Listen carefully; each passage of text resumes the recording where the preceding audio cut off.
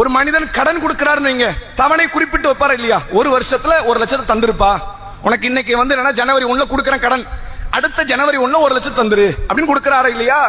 அவர் கடனை கொடுத்து அந்த தவணை காலம் வரை ஒவ்வொரு நாளும் அவர் கொடுத்த பொருளாதாரத்தை சதக்கா கொடுத்தவராக அவர் பார்க்கப்படுகிறார். 1 லட்சத்தை நான் இன்னைக்கு கொடுக்கிறேன், அடுத்த வருஷம் தந்துருன்னு சொல்லி என் உறவுக்காரருக்கோ என் அண்டை வீட்டாருக்கோ எனக்கு தெரிந்தவருக்கோ தெரியாதவருக்கோ நான் கடன் கொடுக்கிறேன். நான் கொடுத்து அவருக்கு தவணை என்ன? 1 வருஷம் தவணை. இந்த 1 வருஷம் வரைக்கும் அல்லாஹ் எனக்கு எப்படி நன்மை எழுதுவானா? இன்னைக்கு 1 லட்சம் நீ சதக்கா செஞ்சிட்ட, நாளைக்கு 1 லட்சம் நீ சதக்கா செஞ்சிட்ட. எத்தனை வருஷம்? அந்த 365 நாள் நான் சதக்கா செய்தவனாக அல்லாஹ் பார்க்கிறான் அப்படின்னு சொல்லிட்டு ரசூல் அதை தொடர்ச்சியா சொல்றாங்க.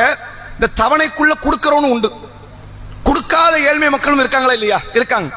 அவர்களை பற்றி அல்லாஹ்வுடைய தூதர் அவங்க சொல்றாங்க, யார் தவணைக்கு அப்புறம் சிரமப்படுறாங்களோ, கொடுக்க முடியாம போகுதோ, அடுத்த நாள்ல இருந்து 2 மடங்குல சதக்கா செய்த நன்மை அவர் பெறுகிறார். தவணை எத்தனை வருஷம்? 1 வருஷம் தவணை.